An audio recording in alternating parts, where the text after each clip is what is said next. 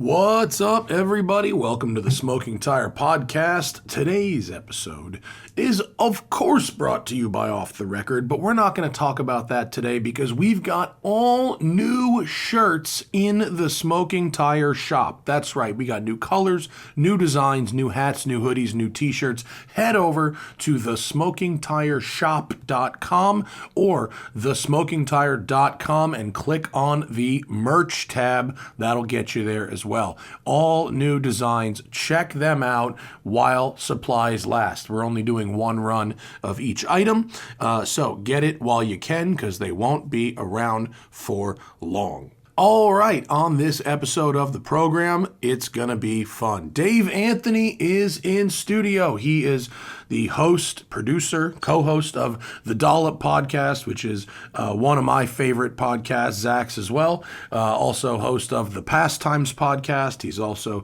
a writer for the sitcom Marin and a bunch of other TV work. And it is a real treat to have him here. Trigger warning, lefty politics incoming, because Dave Anthony is in studio. Let's do the Smoking Tire.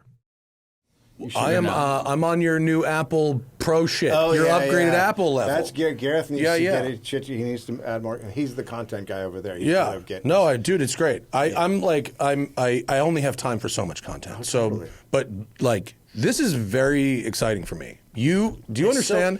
I have literally listened to every episode. From the beginning? One. He got me started. I went from one and I went to today. Were you on board at the beginning? Yeah. Did you listen to my old podcast? Or did you Sorry, I listened to the very first show when Gareth was on, I think, Yeah.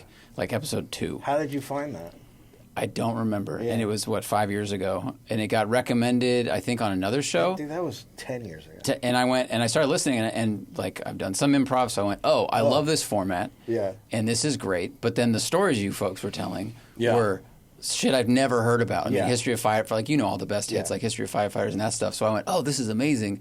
And then I told him about it. Yeah. And then it's just like the best road trip show ever. Yeah, I went all the way back and all the way forward. Best road trip. That's actually why we're popular in Australia.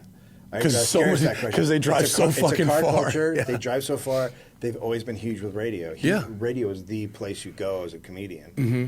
That's why we're big there. It's a radio country. Look, I hope your numbers are amazing because I found you just after 2016, maybe beginning of 17. Okay. Yeah. You know, as many sort of, Obama Democrats, as you might call just Obama people, but too young to really understand what was what, other than he was a young, cool guy. Like, that was really it. Yeah. But, seeking answers. And I found Kevin Cruz on Twitter. Okay. And started reading his books and other A.R. Moxon and, some of these people who really have great newsletters now, Hamilton Nolan. Yeah. And then found your show, and I was like, okay. All right, here we go. This explains it all. Well, and it really reinforces that nothing is new. Yeah. None of this is new. It's the same fight that's always been fought. Yeah. It's rich guys trying to take everything and everyone else trying to survive. Yeah. But it's a fucking treat having you here. It's the number one bit of content on the internet that I consume. Wow, that's awesome. That's nice. It's in tight company. You're in a very rare category, by the way. Of people who've done that? Of people I blocked on Twitter and then unblocked. I'm like fucking what's her name in Batman. I crawled out of the hole of fucking despair. Well, you walked the room and then you got him back. I remember we were arguing over something It was electric vehicles, right? It was the electric vehicle adoption rate. Yeah. You were optimistic, let's say. No, I'm not as much optimistic as I think it's going to be. It's going to have to happen. Sure. But at the time, I remembered exactly. You shared some chart that came from somewhere. Yes. And that chart projected a very high EV adoption rate by like 2028. Right. I thought it was going to be a lot lower. Yeah, you were right. And it escalated, and I was right, but I don't care. I'm happy that you're here. It doesn't matter. I mean, it doesn't matter. And you and I both, I think, are in a fundamental agreement about the issues. Well, I think we know why it is the way it is, and what it is. And turns out there's nuance. There's nuance. I really thought that Volkswagen getting hit and having to build out their network charging stations would have a big effect, but the charging stations are a disaster. there's been a lot of updates to the EA network in the last 6 months, and I've seen a lot of improvement anecdotally, personally. I think we're in deep shit for the next maybe always. But, you and I, we charge our cars at home, right? We charge our cars. Most people charge their cars. And it's nice. Like it's just a nice thing to have and use, even independent of everything else. But yeah, the adoption rate is probably going to keep pretty low. But either way, look, I had a 2-hour conversation with a guy who covers EVs for a private equity firm.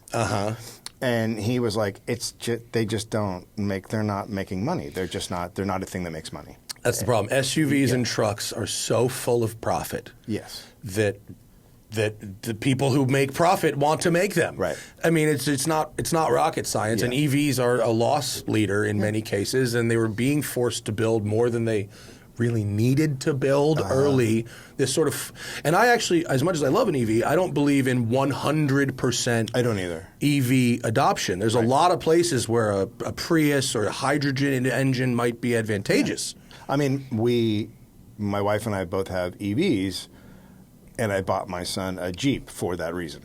Oh, really? So just in case? So we would have an ICE car there just in case. Yeah, if you are capable of having one gas car around you, you should. You never know. Yeah.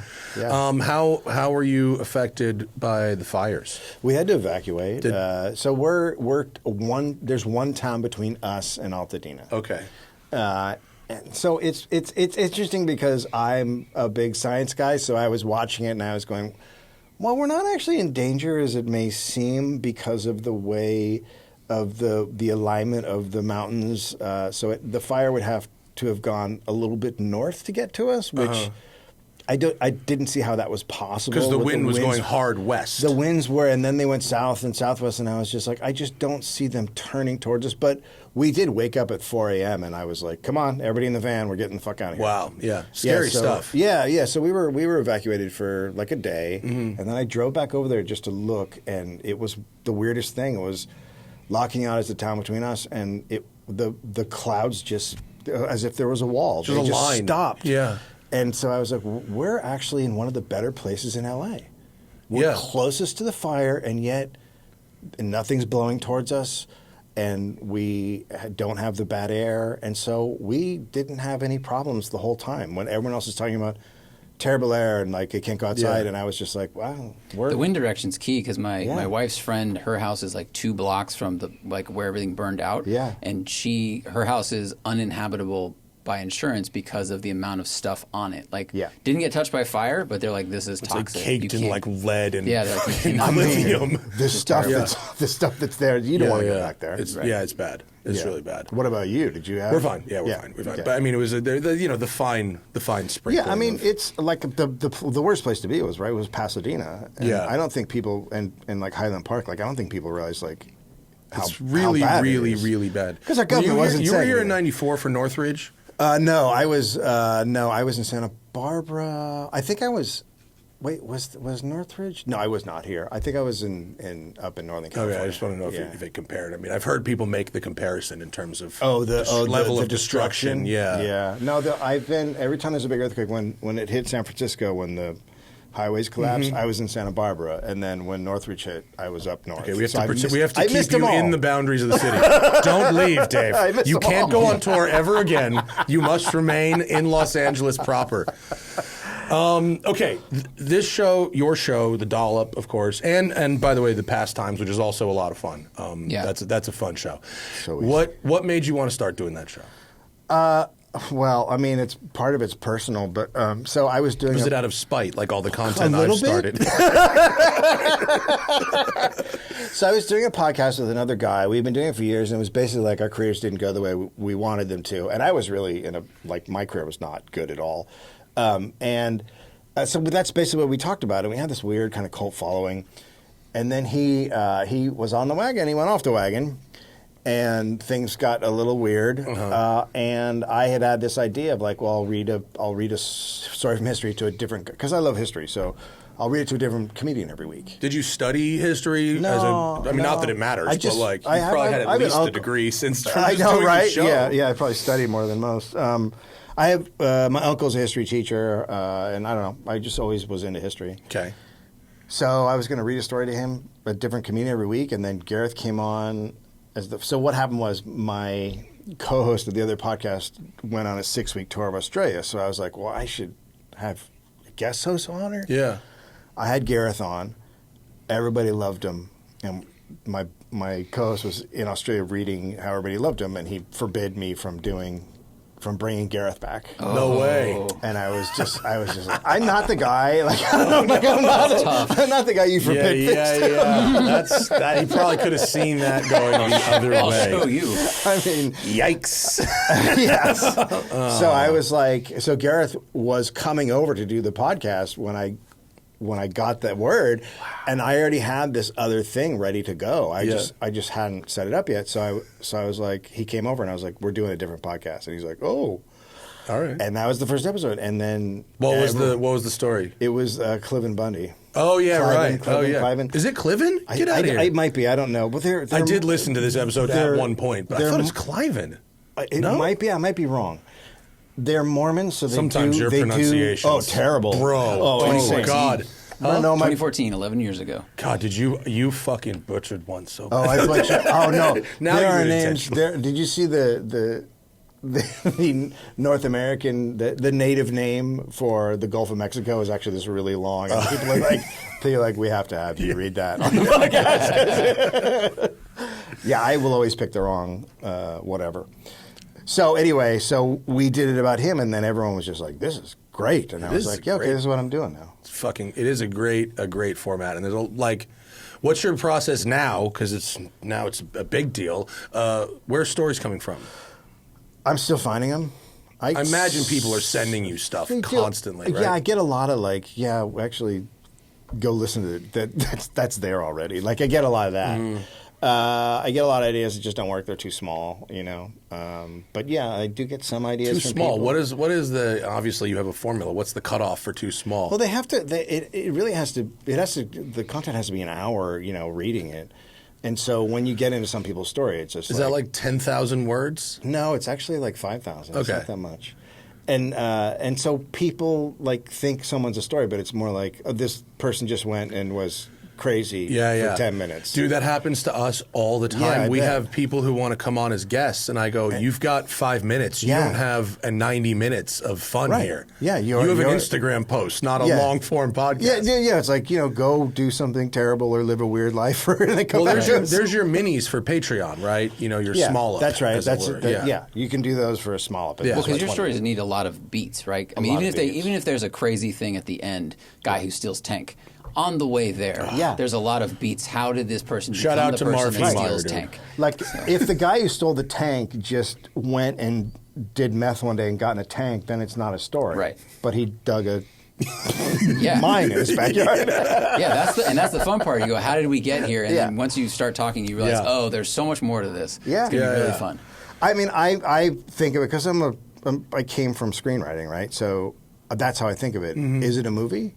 Yeah. And then, then it's a story. A lot of them could. A couple of them where there are movies I've gone and watched. I just on a flight, fucking coming back last week from Spain, I watched In the Heart of the Sea after the Essex, the whaling, the cannibalism.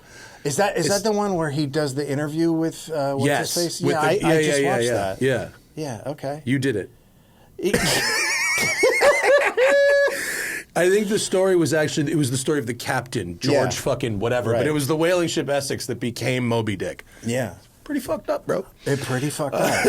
Yeah, how much of these do you retain? Because it would be hard. Not enough. I mean, I retain some stuff.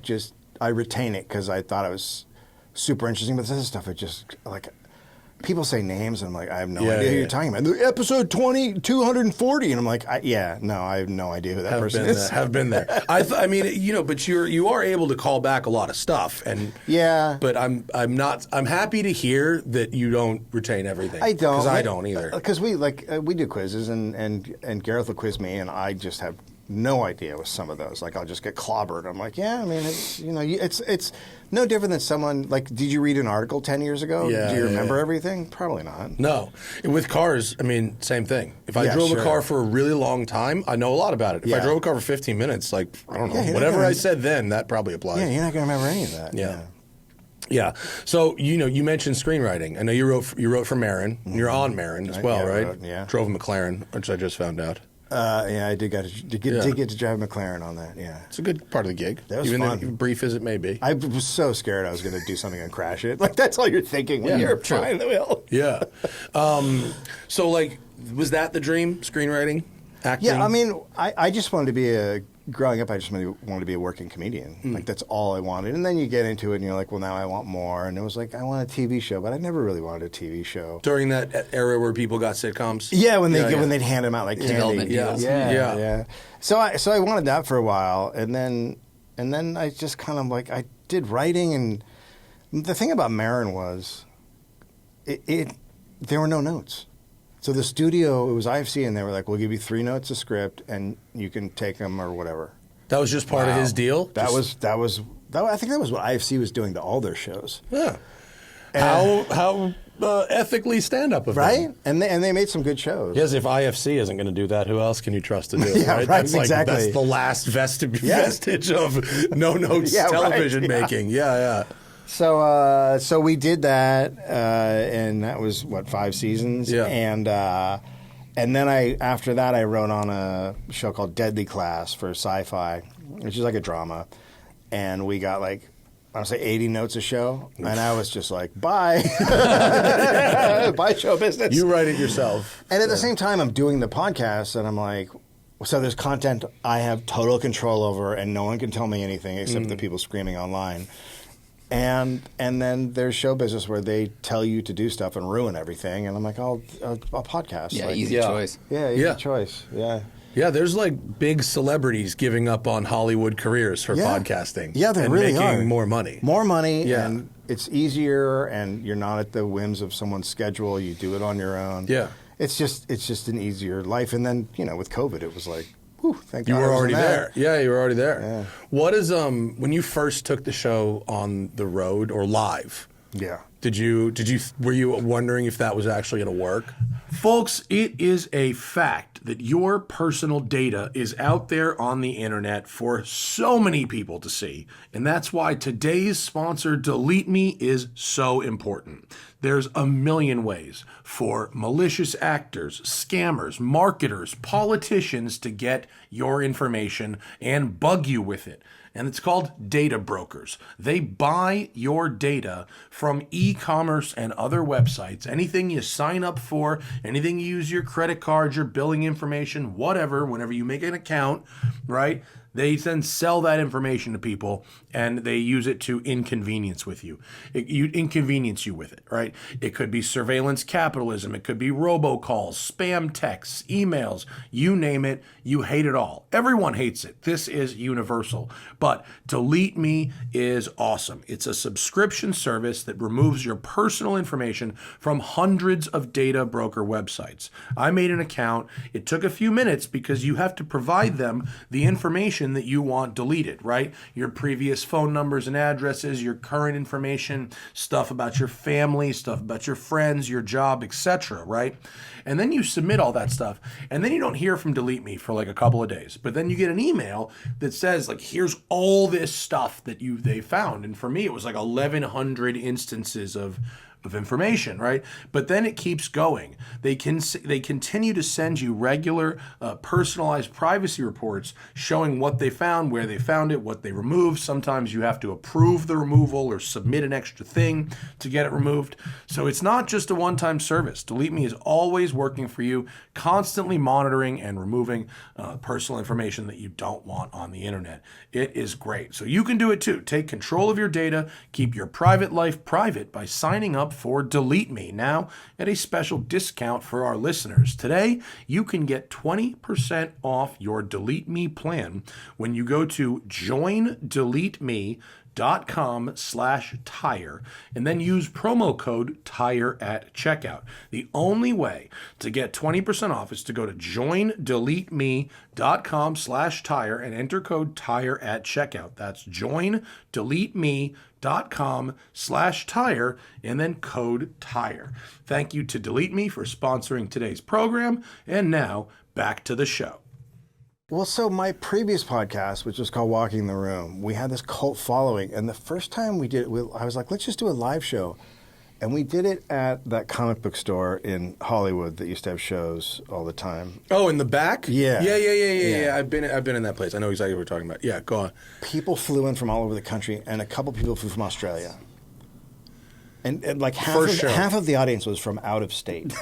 And I was like, what? Yeah, that's fucking crazy. And so then I was like, oh, this is a crazy, not just a live thing, but this is a crazy live thing. Like, people are obsessed with it because, and you probably get this, people know you because they've heard you say so many things about your life. And you're in their ears every day or every week or whatever it is, and so you're like a friend. I bet you have a lot of one-sided conversations with people where they know a lot about you and you know absolutely nothing about them. A lot. And that's probably why, like, now I very much, after that show, I very much put up like a wall of like, push you away. I'm the guy that you don't want to come near. Yeah. But that's like self-preservation because it was crazy. People were just too intertwined, and it was messy. Funny. So we did that show, and then this other comic in Australia, Will Anderson, who's I didn't know at the time, but he was huge. He just reached out on Twitter or something and was like, "Hey, someone said we do the same type of podcast, just two friends talking to each other." And this is, like, I say that now, but this is like before. This is when nobody did that. It's like, that's all of them. Yeah. Right. No, in 2010, someone told us, like, hey, you guys should do a podcast. And I'm like, everybody already has a podcast. Chris and I told you we should do that because I was listening to Marin and Rogan, and we're like, we should do this. Yeah. And Matt was like, what? There's already so many. I was like, everybody already has a podcast. There weren't that many. Yeah. 4 people had podcasts. We knew them all. Yeah. So we knew them too. You know them. Now, Joe already has one. We met him. That's it. I did a TV show with Adam Carolla, and there's Mark Maron over there. So, like, that's all of them. There's no more room. That's every podcast. The internet's full. Yeah. All right. So Will Anderson, sorry. So Will Anderson, he reaches out and like, we don't know each other, and so someone told him it's the same, and he listened to ours, and we listened to his, and I was like, yeah, they're totally the same. And then they were coming here. Him and his, he was trying to break into American comedy. So he came here, and then his buddy flew out, and so we just did each other's podcasts. And then that got us an Australian audience. And then we went and did what was called Superpod at the Melbourne Comedy Festival, which was all 4 of us on stage at once. Okay. And complete shit show? No, it probably the best thing I've ever been a part of showbiz-wise in my life. Whoa. It was, the audience was just on the edge of their seats, thrilled, like it was just like an amazing experience. Was it their show or your show that you did? We just called it Superpod, so we're going to put it on both podcasts, and this is the hilarious. But wait till this is so podcasting. So we do it, and everyone's just like, that was the most incredible thing I've ever been a part of. It was just fun, and it was just, everything was great. And then the festival's like, so we didn't record it. No. Yes. And so then they had a follow-up podcast where the 3 of them had me come over at night and scream that night, and then did you do the same bit again? Well, no. At midnight they had me come into one of their apartments, and they break it down live, like on the podcast that they haven't recorded it. So then we did an hour about it not being recorded. So it's a famous thing, Superpod. Like, if you go look it up, people are like, oh yeah, you had to be there. Yes, you had to be there. It's the Titanic of podcasting, the Firefest of podcasting. Yes. So that's definitely happened to us. Yeah, right. It happened. We've all had technical difficulty. I know I've listened to some of your shows where there's a tech problem and you can feel it in the intro, and you're like, we recorded it from a speaker from someone's phone. Yeah. So we're there really was sorry. One where you thinly accused a member of the tech team for intentionally deleting it or not. Absolutely did. It was. I did it on. Was it George Bush in Texas? George H. Walker Bush. Yeah, I did it in Houston, and all of a sudden the file doesn't exist. It's a move. How was the audience, though? Were they great? Cool? It was great. That was cool. That is the benefit of streaming it live, is we have a backup of a backup of a backup. Yeah. And now we always get the 240p. We've done that. We had to do it. And now we wear the little digital. Digital record. But sometimes that'll screw up also sometimes. But anyway, so we did Superpod, and then our podcast was popular, so we would tour with it. Then the stuff happened, and then we started doing the Dollop, and Will was like, "Oh, finally a podcast I can recommend to the world," because our other podcast is pretty dirty. Like we would just go into shit that was very dirty. Okay. And so then it just took off, and all of a sudden we're doing 2,300 seat theaters. That rules. Australia. That's sick. Yeah, it seems like you guys have a good time on the road. You can hear the audience response and like the size of it, and it's got to be so fun. And when the shows flow really well, I'm sure it's super exciting. It's really great, and I didn't realize this until last time we were down there. But someone was like, "You're one of the big acts," and I was like, "What?" And he's like, "You're one of the big Australian acts that comes through." Like, I had no idea. Like, oh, I'm a big comedy act in Australia. That's pretty cool. But it doesn't, because I'm still the same like, so dude. Citizenship? No, like, am I contributing culturally to your country? Like, the fuck is up, bro? Last week, I may have reached out to a producer and said, hey, if things go really tits up here. Yeah. Can I get a work visa? And he goes, I can get you a work visa immediately. I have a client here, a storage client here at the shop, who got a gig, a 6-month gig in New Zealand in December of 2019. Oh. And subsequently has not returned. Oh, wow. That's impressive. He is chilling. It's hard to stay there, yeah. He is chilling. Yeah. I mean, the reason we have not left, because we talked about leaving a while ago, is because my kid's a baseball kid, and also pulling a kid out of his life is... Because leaving's a fucking bitch. Nobody wants to do that. It's a fucking bitch. You have to be under direct threat, which is why we should be nicer to people fucking running across the desert to get here. Yes. Because leaving is a bitch. Yeah. That's fucking why. No one wants to do that. Nobody wants to leave their home country and come here. They have to. Yeah. Yeah. We fucked it up over there. Yeah, we fucked it up big time. Yeah. And then we put that motherfucker on TV and made him an expert of something when he did war crimes. Hey, Oliver North. Nice to see you. Oh. Coming soon, by the way. What did I miss? Oliver North.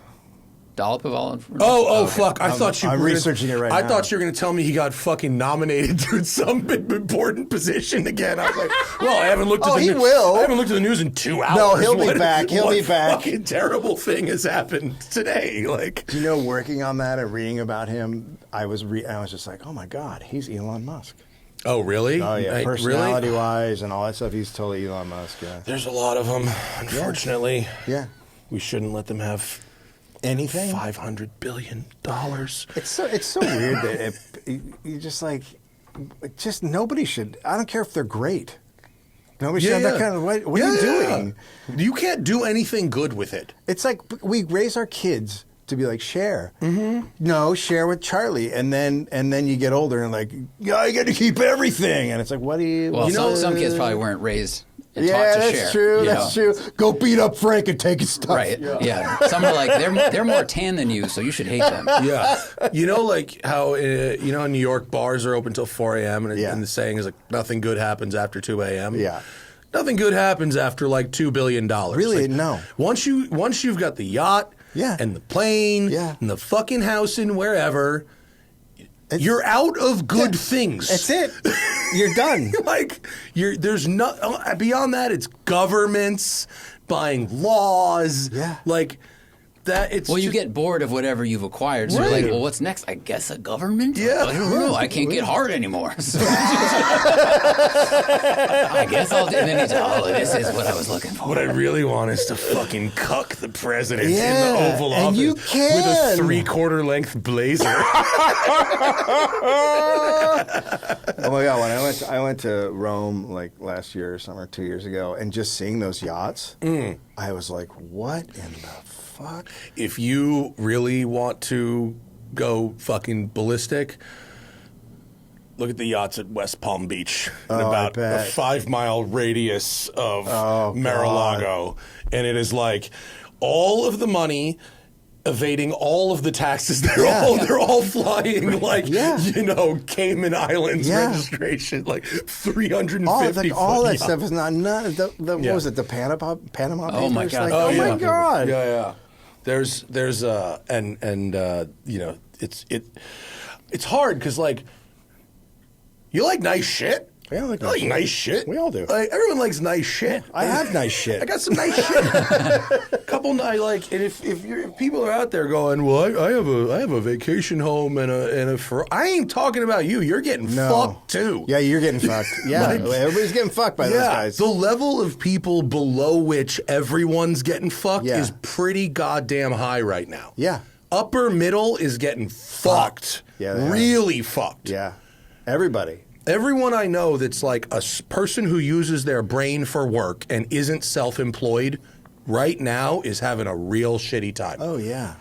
A real shitty time. Yeah. My cousin works for a state and fish and wildlife, and he's like the head.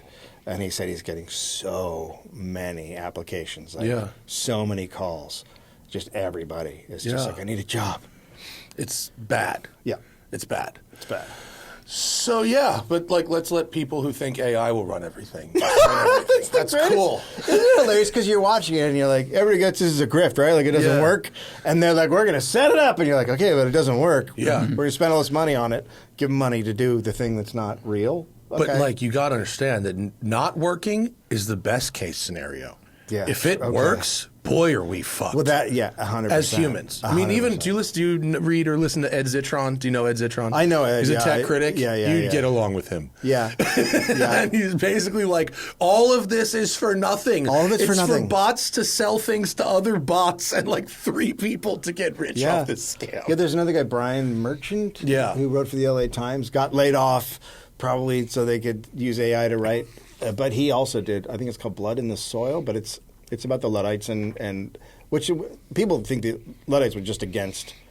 Yeah, it's been used as like a pejorative. But they were to keep jobs. Yeah, because not lose jobs to tech. Outsourced. Yeah. They went way back when that was in England. Like when farmers started using equipment and fire them, they went and destroyed the equipment. Yeah. And people are like, oh, they hate tech. No, they want jobs. Yeah. They want to work. They don't want to be relegated. Yeah. As it were. You guys do so many like baseball stories. Obviously, you're like a baseball fan. I'm not so sure I've heard you do any non-baseball sports stories. I haven't. not a one? I've considered it, but baseball has a very unique craziness. Yeah, I guess so. Total psychopaths can have whole careers. Yeah, and yes, 100%. The other sport I'd say probably that compares. Football. No, hockey. Oh, because they let them fight. They let them fight, and there's just a lot of Canadian. But again, it's Canada. You should probably. I mean, here, I'm going to be the guy. You've seen the Danbury Trashers documentary? No. It's my favorite sports documentary of all time. Is it football? No, it's hockey. Oh. It's a mobster in Connecticut. Oh, I've heard about this. Buys a hockey team for his son. Yeah, I've heard about this. Batshit. Okay. The documentary is, you're going to piss yourself laughing. It's crazy. Okay, I'll check Imagine a hockey team was run like an actual mob. Right. The kid's in high school, and his dad goes, "You're in charge, for real." Oh, my God. Yeah. And all the kid wanted was a hug. And you know how like every hockey team has an enforcer? Yeah. This kid got 6 enforcers. Oh, my God. And they're all these like Goomba guys, and they go, you look up at the box, Jimmy gives the nod, we drop the gloves. Like, it's fucking crazy. They get cash payments for fighting. And that's amazing. Yeah, it's a doc. It's insane. It's the greatest. Like, that's a story, and you could probably cover it also. It's as long as Gareth hasn't seen it, because sometimes I told him like he can't watch anything from history. But he might have He just sits in a box uninformed, waiting for you to tell him what's going on. Because he loves documentaries, which is really bad. That's a problem for you guys. So there's ones I'm just like, you can't watch that. You're not allowed to. Why do you can watch this, but you must eat 50 milligrams of cannabis so you don't remember any of it. That would work. So why do you think baseball has a unique, it's very populace? American, right? I mean, it's super American. But it really did attract, back in the day, it really attracted these crazy guys. There's something about baseball that's not football, which is it's perfection. You almost have to have this strive for perfection because you're hitting a ball and you're throwing a ball and you're doing these things that every moment is like, oh, if I tweak this a tiny bit, it'll do that. And that's not really how it is in the other sports. Maybe golf, it's like that, but golf you're really, probably is, yeah. But you're really just making little tweaks over ages. So like my son, we've been working with a coach on his swing for about 9 months. Mm-hmm. And now in the past couple of weeks, we're starting to see it pay off.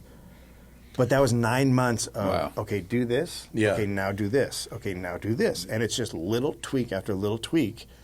And so I think that's just a very sort of odd individual that wants to do that or is capable or is interested.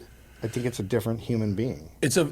What you've just described is very similar to golf, but you definitely won't find as many lunatics. No, you won't. But John Daly, I highly recommend. Yeah, John Daly.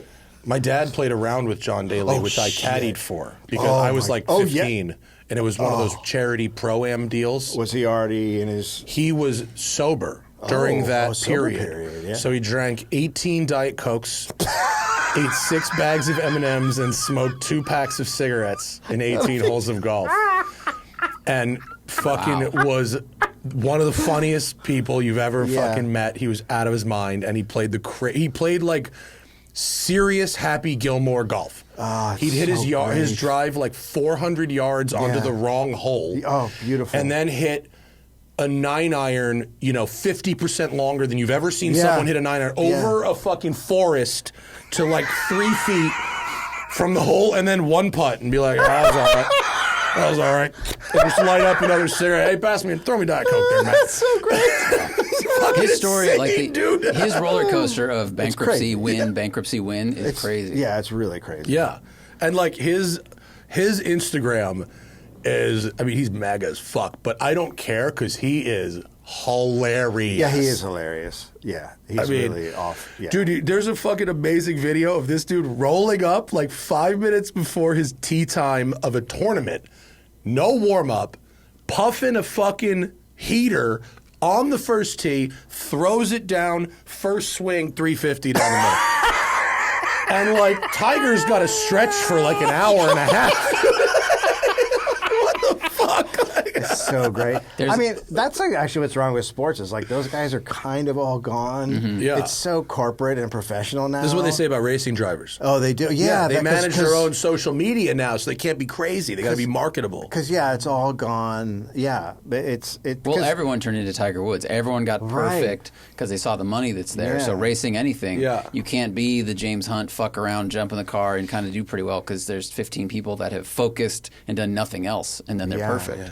I did a commercial with Jimmy Johnson. Oh, yeah.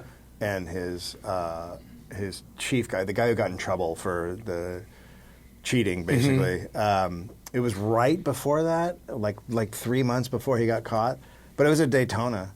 And I met Jimmy once. He was lovely. He was great. Those guys are great. But I got to be like the crew guy who was a little too excited that they won. Oh, okay. That was feeling him up a little bit. Those guys are fun, but that isn't that what people said about him was that he got too corporate too? Like, oh yeah, dude, 90s NASCAR, that's a good time, right? 80s, 90s was insanity. It's very sad because I've always been a huge baseball guy, and I don't watch MLB anymore because I just think it's just been ruined. It's been ruined. I just think it's been ruined. It's just so boring. And I know people think home runs are exciting. It's like it's less action. I went to a Dodgers game that was early in the season, right after they changed the rules and added the pitch clock and shit. Yeah. I guess it was 2 seasons ago or something. And the whole game took like an hour less. Yeah. And I was actually like, that's pretty cool. That worked. So I have my theory on that is capitalism has been it's seeking profit everywhere. So the players are seeking profit, and the way to get profit is to hit home runs. Okay. Not bunt, not do the things that you used to do, which was just get on base and get dirty, get into second and third, and maybe steal home. It's all been kind of weeded out, and then they moved the fences in, and they did all this stuff, and they slowly sort of made the game more boring by making it home run derby. Yeah, and so then they have to. Then they have to do something about that because now a game that used to be 3.5 hours that could have been amazing is now boring. So you have to make the game shorter because it's less exciting.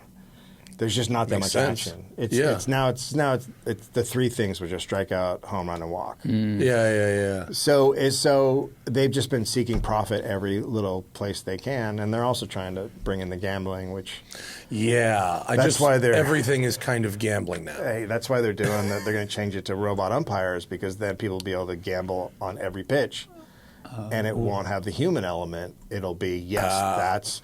So it's just for gambling addicts. Hold for Elon to step in and go, I'll have Optimus robots ready for home plate umpire. There was an umpire that retired last year, and he was notorious for bad calls. Right. Angel Hernandez. You know who I'm talking about. So the worst umpire ever. Do you think that our robot umpire is a good idea because then it sets a standard, and there's none of that what the fuck was that call?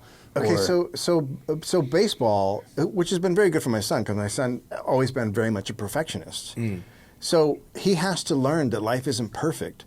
And they also have to learn, sometimes there's a wrong call and you lose and you go home, because that's what life is.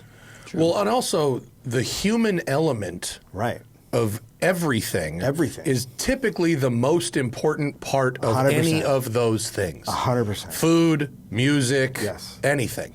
So they're taking the human element out of baseball. So Angel Hernandez, even though he drives you crazy, that's better for us as people, and it's better for certainly kids growing up to know, you don't always win. Everything isn't always right. That's kind of nature. Yeah. And so that's being taken out, and you're going to have people growing up in this robotic age that are sort of unable to handle reality and nature, what throws at them, which is you don't always win. Sometimes you just get screwed.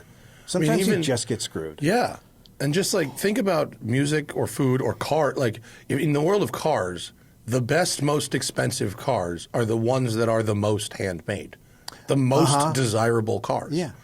And the ones that are spit out. The ones that are the most machine-made are the cheapest, injection-molded plastic and cheap disposable junk. Yeah, but those to me are more on the art side, like music, food. It's more of a subjective thing, whereas with baseball, we know there's a strike zone, but then if a umpire calls something that's outside it as inside it or vice versa, you go, well, that's being subjective in what should be an objective Right, moment. but the emotions that come as a fan from an umpire being an element that's out of your control is good, is what you're saying. I'm saying that overall it's better for society to have things that aren't perfect and for you to accept them. Yeah. So, I think it's bad for the game also because I think it's bad for pitchers.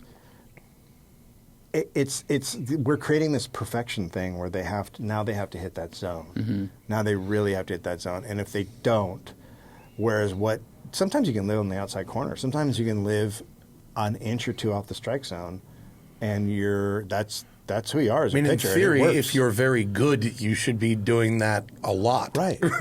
That's the point of pitching. I tell my at my son's level, so he's JV, so it's 15 and a half. All the time, you get rung up because there's a pitch that's 2 inches outside. And that's you have to learn how to deal with that. Yeah. And so I've been you got to hit the low outside stuff. So we go in the backyard, and I built him a cage, and I just do low outside stuff. And he goes up and hits a walk-off with the low outside stuff. He adapted to it instead of the world has to be perfect. It's got to come to me. Right. No, that's a good point. It doesn't have to come to you. Yeah. It doesn't at all. Yeah. As someone who basically was saying for 2 years before Trump got reelected that was going to happen. You called it. I hope you're happy because you called it. Nice job. Sorry about that. You and Sarah Kendzior were very right about that. Yeah. I hope it feels good. Mark Maron sent me a text. Everybody's like, well, I hope you're happy. I'm like, I'm not. No, I'm not. I love Mark Maron. Please tell him that the Smoking Tire podcast loves Mark Maron. I will. If we could talk to him for an hour, I would be eternally grateful.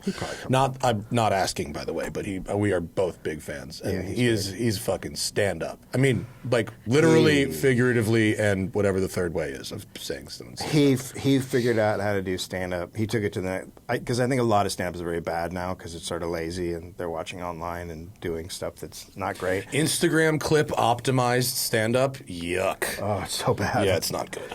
But Mark took it to the next level. He did. He figured out how to make his philosophy and what he sees, put it into his comedy and make it funny. And most people can't do that. His last special ruled. Yeah. It was so good. Yeah, great. Yeah. And Eddie Pepitone, too, would be the two guys. Oh, dude. Eddie, so our friend, one of my good friends, Christian Hand, who is a fabulous radio DJ. You'd like him a lot, and he does more than that. But he hired Eddie Pepitone to roast him for his 50th birthday at the Bourbon Room in front of 300 people. And Eddie Pepitone, for $400 and 3 beers, fucking wrecked him. I can imagine. It was so awesome. He destroyed. He'd be so good at that. He absolutely was so awesome. I love that guy. So you know how they do roasts on like Comedy Central and stuff? Mm-hmm. So in the old days, like roasts were like Dean Martin and these guys, and they were all friends. Mm-hmm. And then they'd roast someone that they all knew. Right. And then you watch the Comedy Central ones, and it's like a bunch of comedians that are kind of famous roast a guy that nobody knows. But if you took it and you had Eddie's going to be here every roast, and he's going to be roasting Mark Maron or whatever, people that they knew, it would be 1,000 times better. It would. Yeah, I would just be him. I would just listen to him yelling. Yeah. You don't just show him pictures of people. Here you go. Yeah. Like, next. Yeah. He was fucking hilarious, that guy. I loved him. He's so funny. National treasure. Yeah. So anyway, as someone who fucking saw it all coming, your level of despair cynicism? is that a what right now? What? Or what year in Germany's history are we reliving? I mean, it's hard to say because that was such a different... So Germany had a terrible economy. It's more, the comparison's much more with like Russia and the other ones than it is Germany. Or Argentina. It's trite to say Germany. Yeah. So the president did a meme coin the day before Inauguration Day. An hour before. Even fucking 8 years ago, he had to open a hotel. Right. He had to pay people to clean it and cook there. You had to book a room and use a business that employed people in order to bribe the president. Yeah. Now, straight up. Straight up. You want some money? Yeah. just bought 80,000 hashtag Trump. What does that get me? A pipeline somewhere? Can I get an ambassador or something?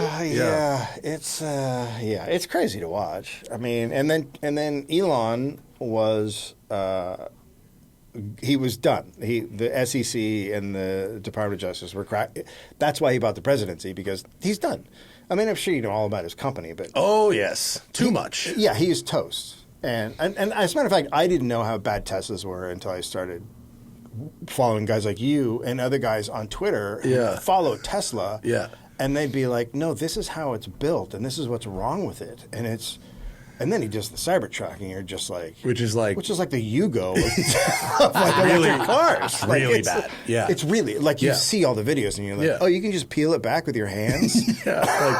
Wait, you've glued together raw stainless steel? Like, what the fuck? Like no DeLorean lessons were learned at all. None. There's a lot of lessons in the DeLorean. Yeah. You have to try to learn none of them. Right? Like... Elon Musk tries so hard to not learn things, and then when he learns them, after he's fucking bungled around for a while, he treats it like a fucking revelation. That's right. That's exactly what he does. Insanity. And you're like, no, we already knew this. Yeah. They've been making cars for a long time. You invented a subway! Where they drive cars! I mean, I literally... Hyperloop. I fell out of my chair when I saw the completed... The Vegas thing? I was just like, how is this... You've actually set tunnels back. Yeah. like you made a worse tunnel. You made bad tunnels. As if the self-driving car can't drive in.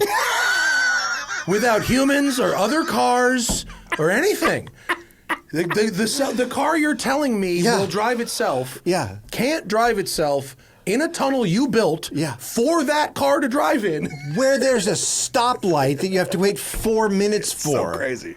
Like when I was a kid, there was up in the Marin Highlands, there was a tunnel that was it had to switch. It's one lane, and you sit there for 8 minutes waiting for that. And that's what he built. And that was like something that got rid of years ago. You chose that. That's what we do with tunnels that were built in the 1800s that we still need. You know? It's an amazing distraction from high-speed rail in California. I mean, that's all he's doing, right? He's just trying to get everybody away from high-speed rail because he wants to make his money. His company, like I said, when talking to that guy, private equity guy, he's so irritated because he just wants to focus on EVs, and he's like, 20% of my time is making up reports for the company about this fucking idiot. And just how dumb he is. And then reading, I mean, I'm sure you've seen the screenshots of like guys who were there when they were building the car and like on the we get anonymous messages a lot. I mean, it's just unbelievable. It's scary stuff. It's scary. Like those cars are legitimately scary. So why do we get onto Tesla? I can't remember. Well, now. because listen, I get told all the fucking time, stick to cars. Well, guess what? Cars came to you, motherfucker. I'm sticking to cars. He should have stuck to fucking cars. I didn't give two fucks about Elon Musk in 2014 when he was a guy who made cars. But now he needs to own the fucking universe because nobody likes him. Nobody likes him. But also, like, stick to cars. Do you remember Ford? Like, I'm sorry, but that guy was spreading his anti-Semitism all over the ground. There is no sticking to cars when rich people get money from cars. And then fuck to everything do crazy up. Fucking crazy shit. Was it the international Jew? Was it called the problematic Jew? The something Jew. Oh, yeah. Was Henry Ford's newspaper that's right. that nobody really likes to talk about. You know about Fordlandia, right? Yeah, I know about Fordlandia. Fuck yeah. The international Jew. The international Jew. Yes, the international Jew. 4 volumes. Sorry, I think I just did a Jon Stewart. I mean, it was just the Ford. The Ford's just, it's just a Nazi guy. That's all. It's parallel paths, though. It is very parallel. It's parallel paths. That's one thing I want to ask you about. It's like car guys. Like this is now it's now a thing. Like there's two guys. Is it just the fact? Do you mean that, Ford and Musk? Well, is it just the fact that in capitalism, and even the private equity guy I talked to said this, like capital that sometimes it does reward complete and total psychopaths. It's not, and the fact that Ford and Musk are cars is I think a coincidence. I don't think it's well, running a car company makes you megalomaniacal. Like, no, I think there's lots of like fairly normal people that do those jobs. Sure. But it was when Ford got too goddamn rich and started thinking that it was like prosperity gospel shit. I'm rich, therefore I'm virtuous, therefore everyone else should live like I want them to live. Yeah. Like, I clearly know what I'm doing. I've made all the money. Yes. And you're like, Michigan-style houses will work in the Brazilian rainforest. I swear. Well, that's what Musk is trying to do. Now he wants to remake America in whatever image he has in his head, and everything he's touched is just, it's I'm like, I get it. You like it. It's garbage. He makes garbage. It's he buys it, actually, and then he turns it into garbage. It would be one thing if it was actually... I understand someone who says, let's bring in an efficiency expert to look at our software systems. Sure. What evidence is there that he is a fucking efficiency expert? None. None of the shit he makes turns a profit. No. And you're also talking about a guy that has made all of his money from the government. Yeah. He's made his fortune from the government. So you want him to go in and be efficient? Well, he's the problem.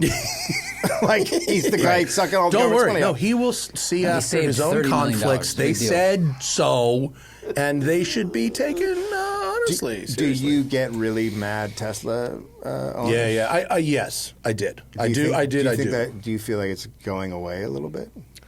I feel like the mask is off. I feel like I don't have to convince people so much anymore that this is a bad person, even though we knew he was a bad person for a very long time. But what about a bad car? Oh, we've been saying they're. I mean, look. So we've reviewed all the cars they make. Yeah. Some are better than others. Like the Y is good, right? The newest Model Y and the newest Model 3 they're fine. Okay. They're fine. There are better cars. There are worse cars. Yeah. The Cybertruck, forget what you think about him or the company. The quality of that automobile for the price it costs is horrifying. Yeah. Absolutely horrifying. And that's essentially the first car that he, on his own, created. The restraints were off. Yeah, the other ones were created by the guys. Like, that was already in motion to build that car. Yeah. He came in afterwards, bought it. So this is his first... Well, look, he oversaw the company during Model S, Model X, Model 3, Model But weren't Y. they already in motion? No, he came in weren't? before that. Okay. He came in when there was just a Roadster. When it Okay. was just that. Okay. So, like, I'm not saying that he has accomplished nothing. Right. But I'm just saying that, like, when they were building nice, regular electric cars, okay, we can talk about whether or not those cars are as efficient as they say or as safe as they And say. they're not. And they're not. And they're not. That's the answer. They're not. But they do have some positive qualities. Some. Yes, I agree with that. The first time I got into Y, I was like, well, this is fun. Yeah. It's got a very low cowl, good Yeah. with the dash height, which Yeah. gives you great visibility, Right. almost like the McLaren, Yeah. the low dash. I love that. The greenhouse is great. Like, there's stuff to like there. Yeah. But then he started telling people that the cars were going to drive themselves. I mean, and he's it been was doing that so forever. obviously a fucking lie It's from such a day lie. one. It's like saying we're going to the Mars in, like, whatever, 5 years. It's crazy. But cars driving themselves is my goddamn world. Yeah, right. And I ride around the city on a Vespa. And if there's 100,000 fucking Teslas here and half of them think the car's going to drive themselves and I'm there on my motorcycle, that problem has just landed on my door. Yeah. So that was where in 2016 when he said this car, you buy it today, it will drive itself, was such a flagrant lie. And yet people are doing that. I mean, they're dying sometimes. They're but they also are doing dying. it. Yeah. Have you seen Tesla porn? Have you seen Tesla porn? Oh, no. They're fucking in the Tesla car? They're still on the doing that. highway. They on did the that highway years ago. It's Oh, FSD bang bus. while it's driving? FSD bang bus. Yeah. Oh, God. Yeah. Imagine being ejected from a Cybertruck naked. Maintaining insertion, though. Yeah, you gotta finish before you die. I mean, just imagine right when you hit the ground coming. You'll chase that high forever. I mean, yeah. It's adrenaline, fear, and orgasm all at once. People pay good money for that. Your character on Marin kind of chased that. I remember that scene. Fox News at 11. You won't believe what teens are doing with their Teslas. Yeah. It's called cybertrucking. God damn. It's crazy. I rented one, a 3, just to be like, okay, like I want to see how it does. And you had already told me about the mileage thing, so I knew that was. But I was actually shocked that it got less miles on a charge than my Kona. Yeah, there's different ways of measuring range, and the Teslas are optimistic. Yeah. But they measure from behind the balls. That's what.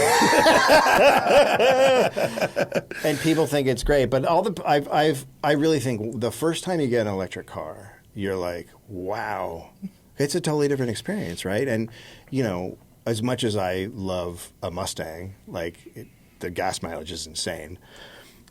When you get behind the wheel of an electric, you're like, this is nothing I've ever experienced. And so I think a lot of people, their first time in an electric car is a Tesla. Yeah. And so they're like, no, it's the Tesla. Yeah, and you're like, no, it's not the 100%. Tesla. Tesla has a 20-year first mover advantage on that one specific fact. Right. It will run out eventually. It is. It is running out. Well, Yeah. the more Sig Heils he does, it drops 3 percentage points per Sig Heil. What's happening in Europe is crazy. It's Yeah. Sales down 60%, off a 80%. cliff. They know how to protest over there. No, France, they're off like 70% or something. It's like, yeah, of course they are. It's France. Yeah. They're not Germany, out. Norway, I mean, all of those countries, everyone just went, oh, no, thank you. I mean, those are huge numbers. But I mean, Teslas are for people that hate their car and love their phone and want their car to be more like their phone. That's right. But it sucks.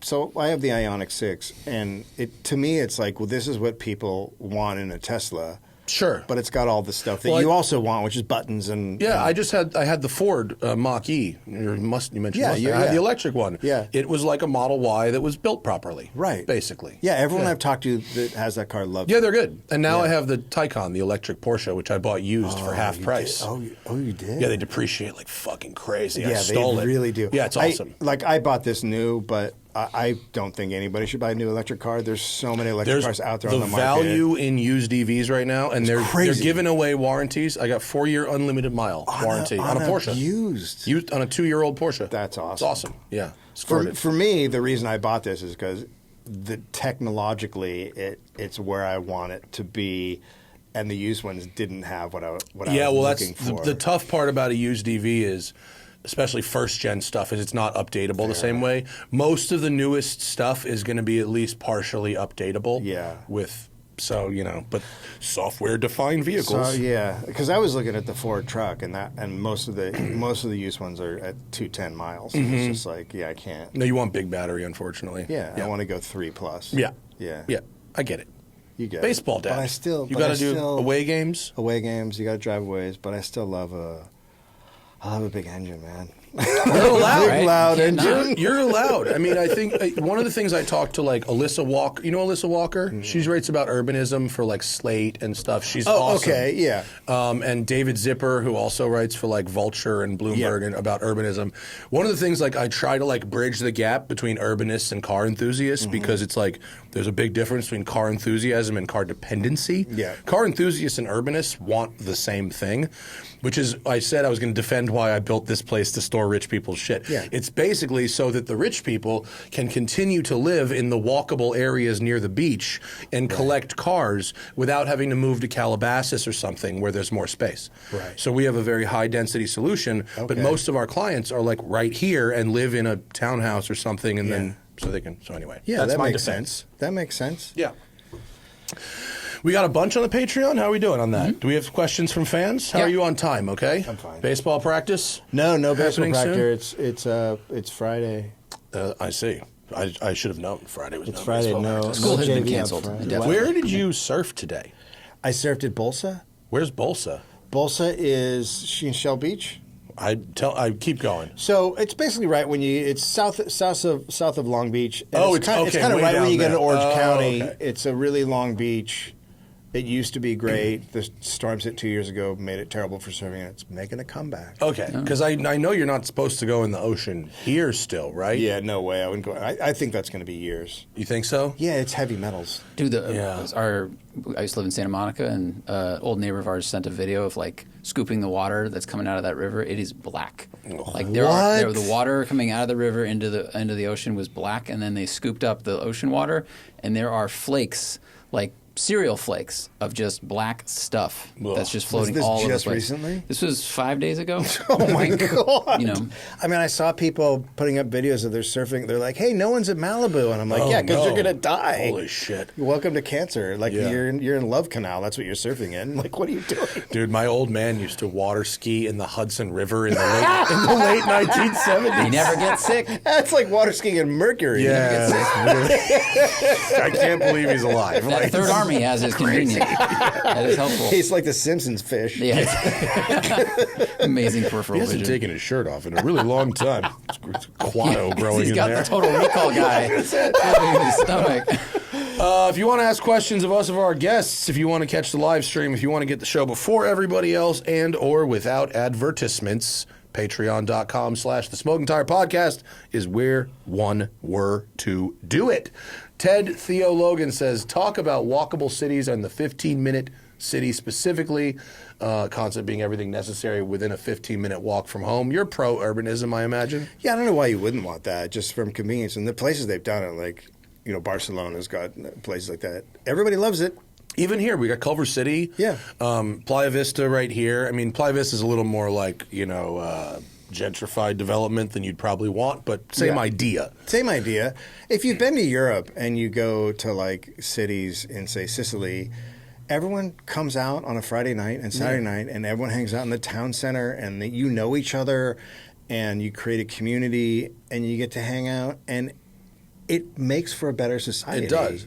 And then also, if everything's there, who wants to get in their car and drive to Target 15 minutes away when you can walk down the street and get something? It's just better and easier. Yeah. and I don't know why people hate it. I think it's weird. No one's taking your car away. You can get in your car and drive. Yeah. Like, people who live in European cities also own a car that they use to leave the city. They just don't use it for everything. It's okay to not use a car for everything. Yeah. And I get for some people, like, I can't imagine it because I have 4 kids and whatever. Like, okay, but those people also manage it. It's better. I just think it's better for us as people. It'll make us feel better about how we're living in its community, and we don't have community here. I think the way we're doing it with the big boulevards, optimizing cars, really optimizing single family homes and sprawl, combined with where we're at digitally, the isolation. I think the way to combat the digital isolation is with physical interaction. Yes, so 100%. I like that. 100%. Yeah. When I went to Italy, and you would just see all the people pour out of their houses and go to the town center, and everybody, the groups were doing a different thing. Everyone's like doing their different thing, but they're all together. And like a restaurant is the size of this studio, but has seating for 70 outside. Yes, like literally 70 people are sitting outside. Yeah. It's great. I don't know, like, whatever. People can get mad about anything. Like, I don't understand it. No one, but again, I think it's about cars, right? No one's taking your car away. I think some people have made a boogeyman of we want to take your car away, which is horseshit. Nobody wants to take anyone's car ideally, away. I live in a world without a car, but that's never going to happen. It's just not going to happen. There's things that are better when they're at hand. They're at hand. Yeah. I grew up in California, and when I moved to New York City, I was there for 5 years, and then I realized, I like being in a car. I grew up with it. Mm-hmm. It's almost meditative. You get in there, you start thinking about stuff. You're alone. As long as you're not in crazy traffic trying to get somewhere, it's relaxing. Yeah. It's nice. Driving a car is nice and enjoyable. And so being from California, it's an integral part of my life. Yeah. But I'm also happy to not drive and walk down to the store. And you want the choice. Yeah. It's a choice. Yeah. Yeah. And it's like, we're not saying everywhere. We're saying pick some spots. It's like, it's fucking not hard. Also, like, you don't have to do it. If people want to do it, just let them do it. Shut up. Yeah. Well, you should talk about the fucking West Side upzoning project that all my fucking NIMBY-ass neighbors are against. Ugh. So bad. I had to deal with a lot of text messages. People are very afraid of 4 stories of apartment above their grocery store. Isn't it crazy? I don't know why. It's really insane. wild. Yeah. Einhorn is Finkel says, Dave, will you ever revisit and update the 2-part Elon Musk episode? There's been a lot that happened from the point that you left off. Yeah. So yes. But right now you're watching an active drug addict do the craziest stuff possible. So I will, but while cucking the president. Yeah, while cucking the president on television. Yeah. It only costs $200 million. Shut up, you're not the president. Yeah, who said that? It costs 0.1% of his net worth. Kids don't have 0.1. He paid. Remember, 0.1. We would always watch the Congress and we'd be like, wait. Nestle bought you for $5,000, right? And that's how they just got the president. Like, they just don't. It's never been that much money. Yeah, it's so weird to watch. So yeah, I just bought the presidency. 0.1. Because that's like fucking me going out and maybe buying like a nice suit. Yes, seriously, just going about my life. Yeah, I bought a really nice suit. Yeah. It's 0.1% of my net worth. But he's a drug addict. I don't know how far he is on the Matt Perry scale of ketamine use, but he is deep in ketamine use. And ketamine and Yes Men together? Yikes. Not a good. Did you guys see, there's, during the inauguration, him and Bezos had the same face going. And so I saw that. Bezos did too? Yeah, so I saw this TikTok. They had the fucking and this guy, face. So it shows them, and this guy cuts away and he goes, I go clubbing a lot. What you're seeing is what we call a Calvin Klein, which is cocaine and ketamine. Because if you take too much ketamine, you dissociate too much, so you need cocaine to keep you awake and like a little bit present. And this guy was like, that's definitely what that is.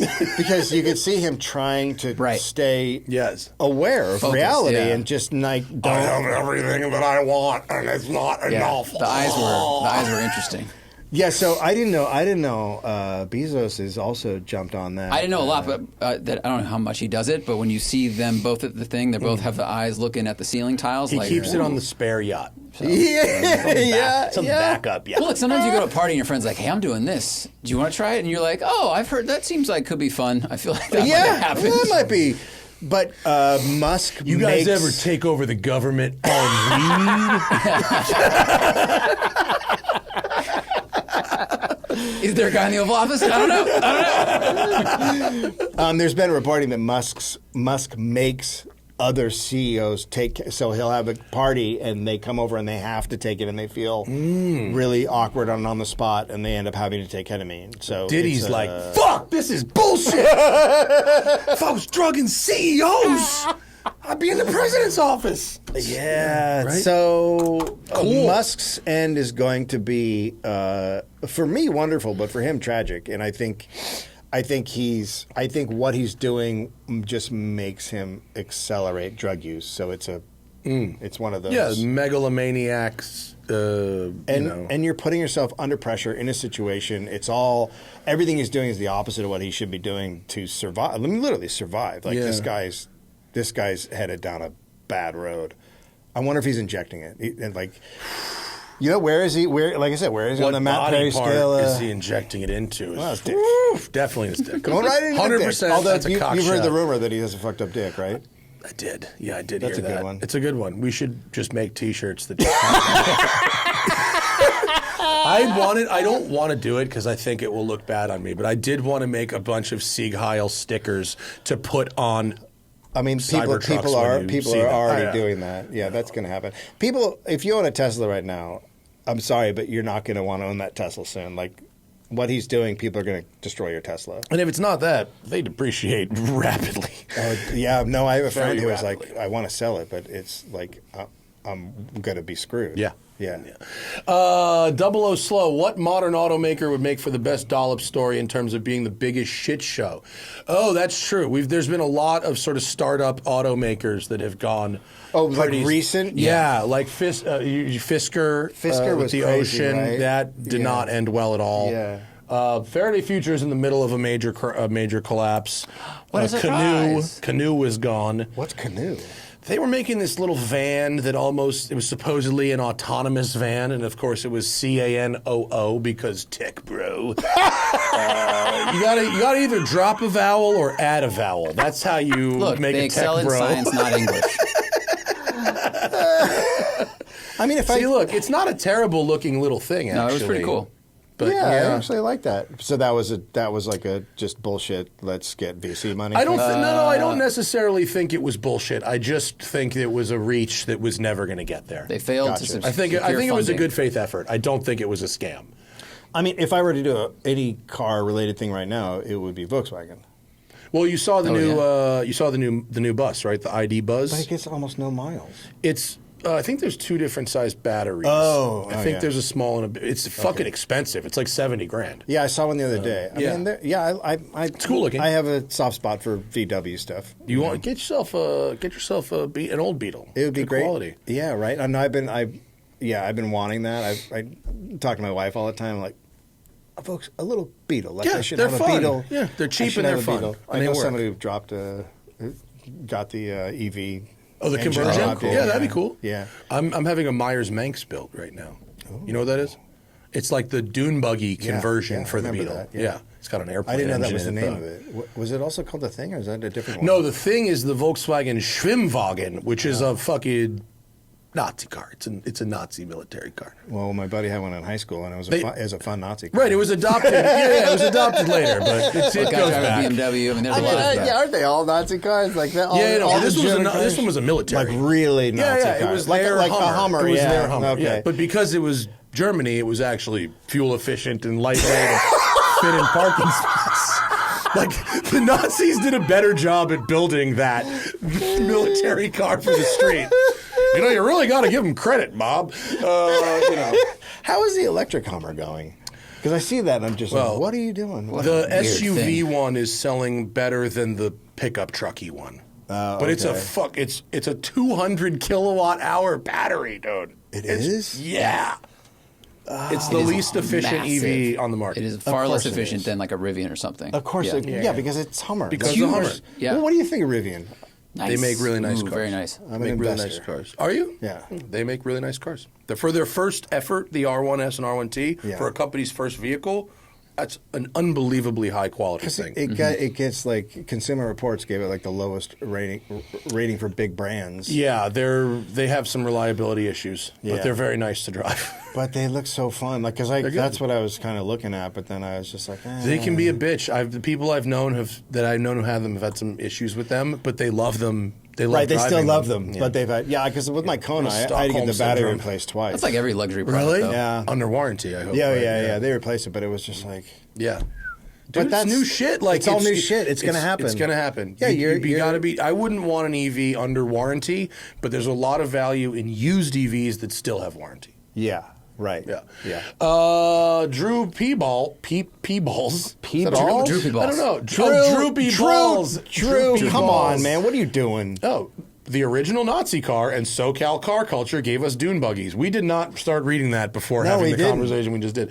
Will Cybertrucks, being seemingly valueless already, get modded and art card beyond recognition like so many Beatles did? Follow-up, if given a free one, how would you de-Nazi a Cybertruck?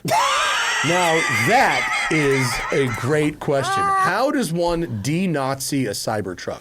Well, it's so brutalist in its very nature. It's I don't know how you denazify that. Wrap it in Palestine flags?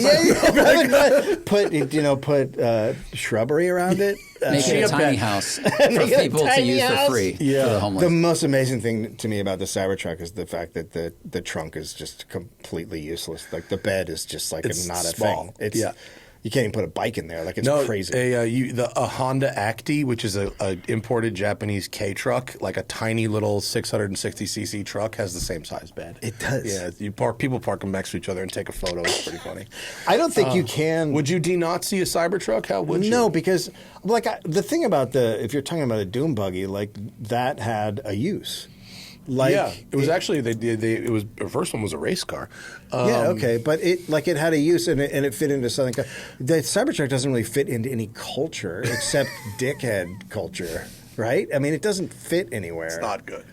I don't think. See, the other thing is with a Beetle to a dune buggy, you cut everything off and use the floor pan for basically a whole new car. Okay. You can't just like un-Cybertruck a Cybertruck. Right. It's a whole structure. Yes. So like stapled and drive it off glued a cliff. together. Like, I don't really know. I mean, that's the problem, right? Like if you wanna alter a Cybertruck, you're talking about something that's glued together and stapled together. Like it's not. The only way to de-Nazi one is to devalue that company until Elon, until they fucking call him, until he gets a margin call or something, and he loses his power because he loses his wealth. That's the only way, and I'm not sure it's possible. I actually think it is possible, and I think it will happen. I think that it's going to collapse. Talking to that, I go back to the private equity guy I talked to. He's on a text chain with all of the big shorters. Oh, really? And in May, they were like, finally, we got him. Finally. In May. I mean, some people have been shorting him for 9 years, and they've lost a lot of money. So or much they've had money. to put up a lot of principal. Yeah. Way bad's rad. With the current administration pulling back EV mandates, will automakers focus back on internal combustion and hybrids? Yes, they already have. Yeah. How will this affect the new generation of sports cars? I mean, we said in the beginning of the show, EVs are less profitable. They want to make what's the most profitable. I mean, right. If you really want to make an EV for profit, it's the very high luxury market. Like that's it, right? Right now, yes. That's you can't do anything else. Or let Chinese cars sell here. Right. Or let Chinese. But they do it by not paying anybody any real money. There's that. Right. Which is slavery between nations. I mean, now that we're an autocracy, like, what's the fucking difference? Well, look, if you're going to talk about, doing that, like, let's talk about the Congo and everything you have in your pocket and your computer right there. Like, it's all the same deal. The BYD, we talked about that. Have you driven it? I've not driven it yet. I've driven a couple of people have driven them and said, they're pretty nice. Mm-hmm. Yeah, they're pretty nice. For like 20 grand. It's 25 grand is what they are. Yeah. Like that would so destroy the American. Like it would be over. Like that would be the only car that people would. It would buy. rapidly kill the EV market here. And it would kill Tesla overnight. Yeah, It could be probably. done. Yeah. But it would also really hurt Ford, GM, That's the every real car problem, maker right? here, yeah. The unions would be like, nah, you're not bringing that in. Yeah. Like, nobody's letting that car in here. But that car, because I actually looked it up and I'm like, can I buy it in Mexico and bring it in? Nope, can't register it. You can't. But it's so like America, where it's just like, that's what we've become, right? Where maybe in the past we would let stuff in, but now we just freeze everything out that is better, and we're making shittier stuff here. We've been doing it with headlights, strangely enough, for like 10 years now. When headlights went from incandescent to HID and then to LED and now to laser, Europe is like 5 years ahead of the US on what type of technology they'll allow in headlights. So the newest laser headlights in Europe, you get your high beams on, you're driving at night, oncoming, it will, as the car moves through your headlight track, it will track the car and block the car. So your high beams are still on, but that car is not blinded. Just that car. It can selectively turn off different lasers, so it's just as if it's painting over, it's your a laser windshield as you matrix. approach. It's amazing. It's sick. Not legal in the U.S. When you bring up how I think they're legal now, but it took a couple. Oh, you know really? what? The new Rivian, the R1, Oh, the they do? R1S, was the first one. Yeah, this year was the first year that they did, but they've had it in Europe for like 4 years. when you bring up to other people that roads are safer in Europe, they can't really wrap their head around it. And it's because of not just things like that, but just road design and everything else that they are just moving ahead with and doing it. And we can't even have a roundabout without people putting in stop signs. I love around. Yeah. Oh my God, in Santa Monica, the stop sign roundabouts. They put in roundabouts in Hollywood when I lived there, and then they lasted for about 6 months, and then there's stop signs, and I was like, no, we were so close. There. You know where it has roundabouts? Arizona, of all places. Yes, they do. Out by like Jerome and shit. They got a bunch of roundabouts out there. Fascinating. Traffic flows. It does. They're testing them out. It's such a better thing. Yeah. We're so stupid. Yeah, it's just all backwards, and that's a great example of those headlights. Oh, by the way, the Jeep I bought for my son was 2012 Jeep. I don't like the headlights. Is it easy to get better headlights popped in that bad boy? Probably. You so, send right? me a picture of the front of the car and we can find something out. Yeah, I mean, it's a Wrangler. Yeah. The most customized car in America. Yeah, that's what someone said to There's me. an aftermarket solution for everything. Yeah, okay. Yeah, I got so lucky finding that car. Did you get cruise control in your van? Because Gareth was really... So here's an interesting thing about me. I don't like cruise control. Okay. Well, it's Which you think is fine. crazy. I don't think it's crazy. So I bought the van, but I think he might be talking about his van. He was talking about the Nissan van. He was? We don't have cruise control on that? No. Because I don't use cruise control, so No. I'm fine with it. Which is crazy because my Ioniq, apparently, the cruise control is amazing. Yeah, it's like radar cruise control with adaptive stuff. Yeah, I like radar cruise control a lot. I don't like old screw cruise control. What's the diff? Radar cruise control will know if there's a car in front of you or not, and you set a minimum distance, and when you get there, it will not. You can set it on your settings and say like 30 feet, 20 feet. Yeah, 50 well, feet. it's like 1, 2, 3, 4, 5, but yeah, basically. But then it adjusts to the speed of the car in front of you. So if you normal cruise control, you set it at 75, and if the car in front of you in the left lane on the I-5 is going 68, as You're they still do, going 75. you're That's right. why I hate cruise control. No, but the new so one radar, your adjusts. car won't do that. Yeah. Your car will stop. But the van wouldn't have had that. No, the van would have had regular cruise control. Yeah, and I hate regular cruise control. Well, Gareth seemed to want it, so he asked me about Well, it. maybe But then you gotta Gareth know- should be more involved in the process. But didn't he just get his own van? Yeah, he was putting so many miles on the van because I was letting him use it for his road trips and when he does stand up. And then he's like, "Hey man, I'm probably going to get a van." And I was like, "Well, that's an interesting development." So I went and looked at it. And he put on like 40,000 miles on the van without me. Oh man, that's a lot. But, do you like van gigging? It's so much better. Is it? The last time we flew, I don't remember why, but we had to fly through Canada to get to New York for whatever reason. And then, or Boston, and then so it was a 2-leg flight, and both flights were canceled.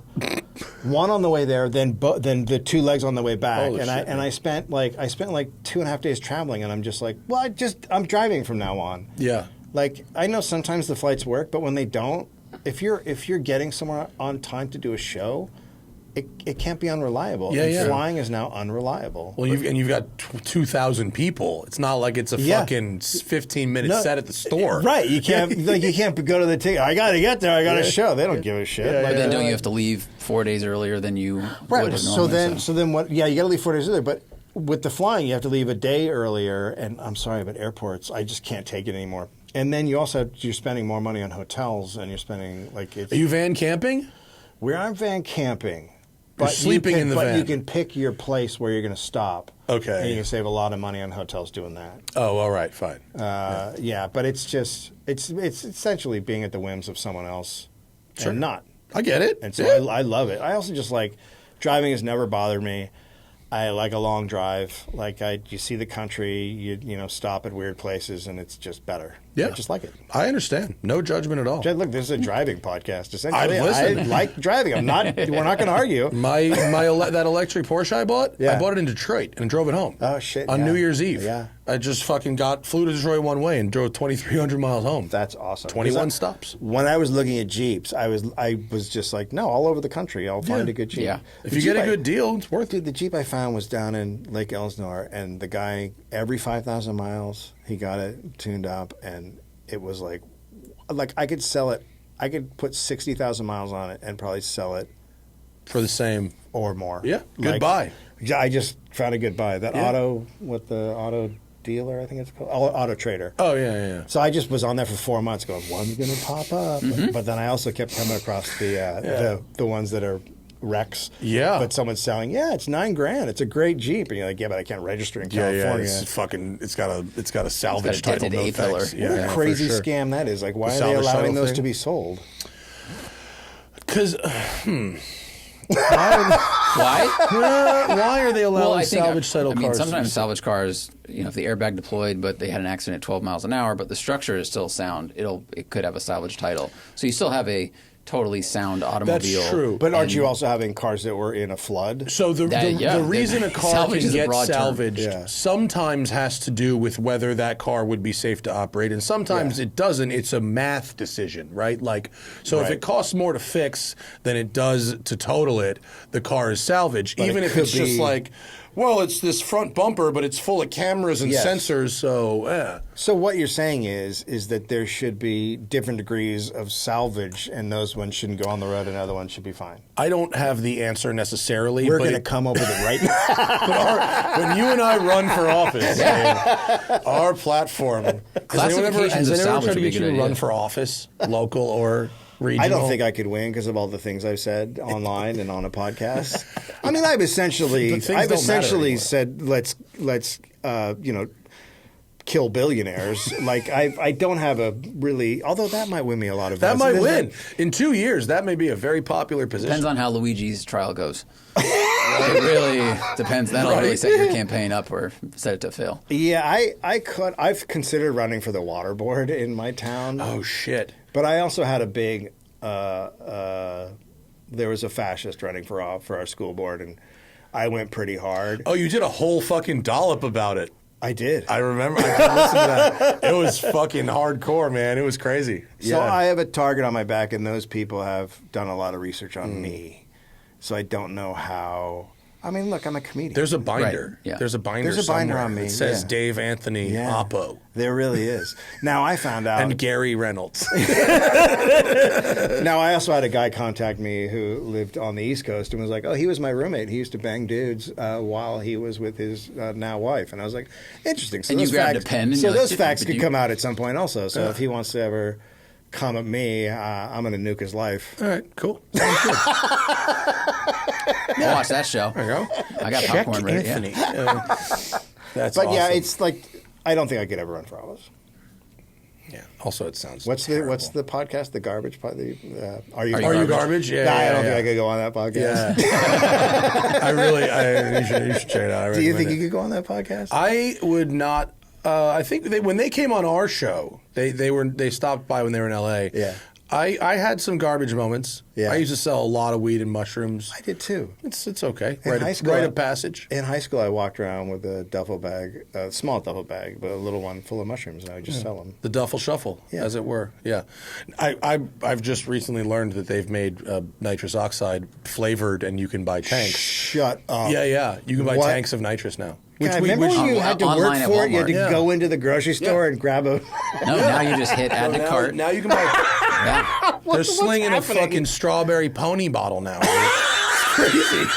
It's fucking nuts. I don't know. You used to have to work for stuff. Yeah. Well, they're saying fucking Kanye is it's nitrous? They're saying it's heavy nitrous. Oh, interesting. I've done so much nitrous. Yeah. I don't know how much nitrous you have to do to turn into fucking that. Right. But it's more than any human has ever done.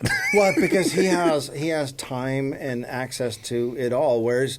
You know, when you were probably doing it, like I did it when I was younger in high school and stuff, I still had to go to a job or go to a thing. I had to go to school. Like I couldn't just sit around and do nitrous all day because I would have. But if you're Kanye. Yeah, you can. Yeah. You can do it whenever. Yeah. Fascinating. Flavored nitrous? Yeah. It's called Galaxy Gas. It's brand name, dude. There's a They kid. sell it at Walmart.com, by the way. We found this like 2 weeks ago. I found it again. You found it again, look. It doesn't take long. Oh my god. Walmart.com, baby. Get yourself What a pony the bottle. fuck? On sale. Dude, What is you happening? save. Watermelon lemonade. Yep. I'm a big Manchester United fan, and there was a kid who was, coming up, and he was like a local kid and from poverty and stuff, and then he started getting into nitrous, and because they have CCTV everywhere, so they caught him driving with a balloon. That's crazy. I don't know how you could drive. I don't even know why you'd want Well, he's an to elite try. athlete, So. Well, not anymore. Now Yeah, that's a good point. No, the Yeah. reason I know about there was an article, I think it was in the New Yorker about it, and the clerk at the store that was required to sell this shit as part of his job would try to report it to somebody, because be like, people would come in, get a tank, take it out of the box, throw the box in the fucking garbage, sit in their car, be there for like 15 minutes, and roll away swerving. What? I'm like, That's crazy. It's crazy. What are we doing? Things should be hard to get. Some things should be hard to This get. is a Yeah. thing where Should you be should hard have to to get. work to get. It should be, yeah.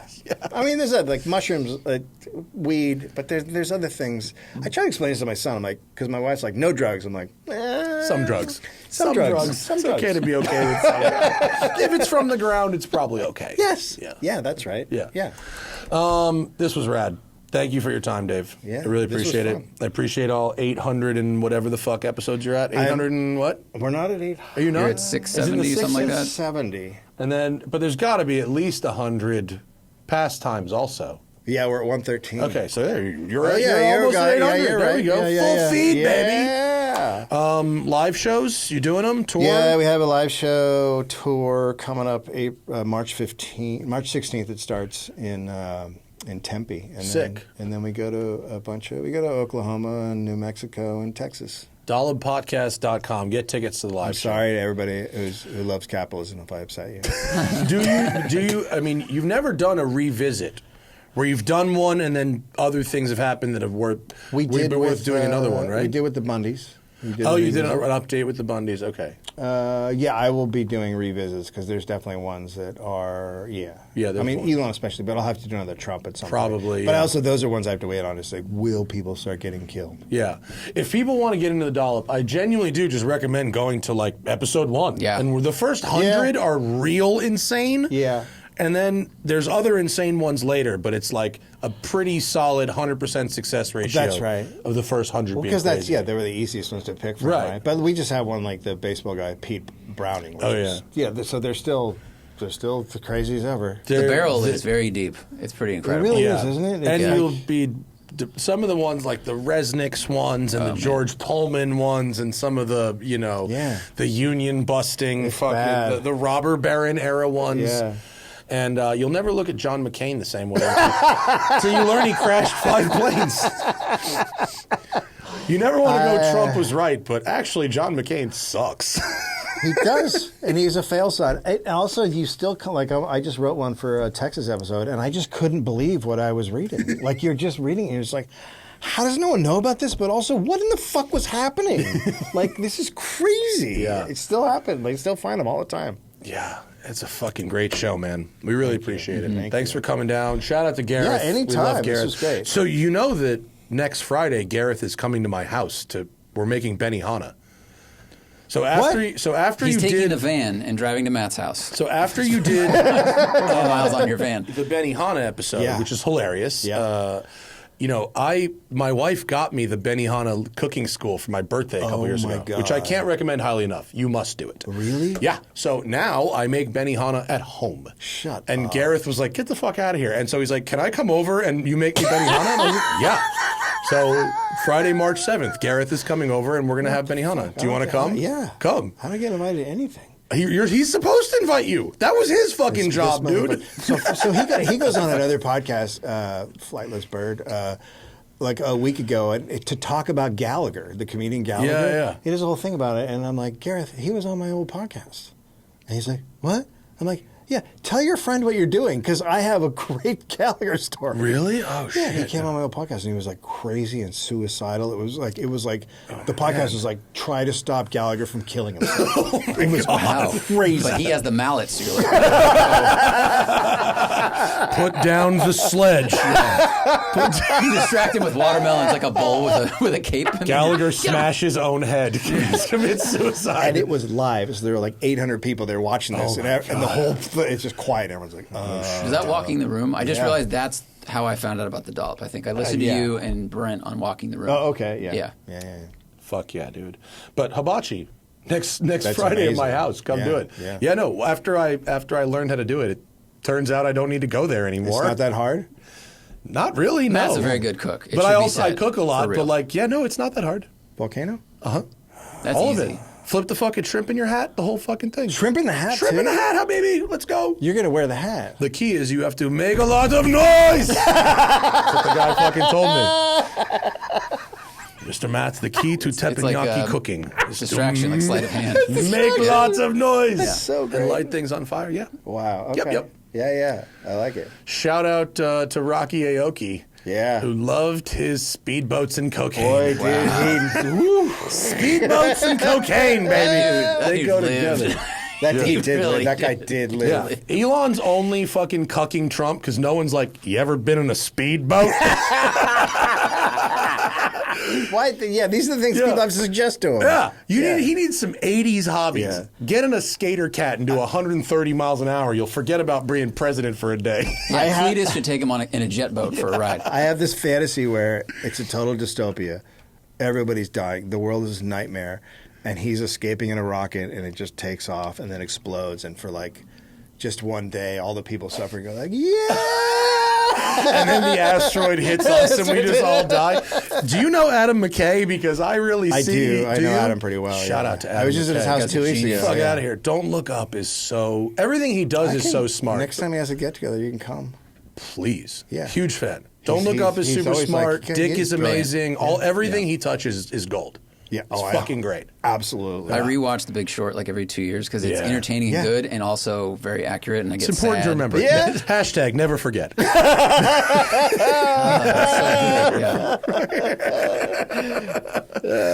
That's our show, people. Dave Anthony, thank you very much. See you all later. Bye.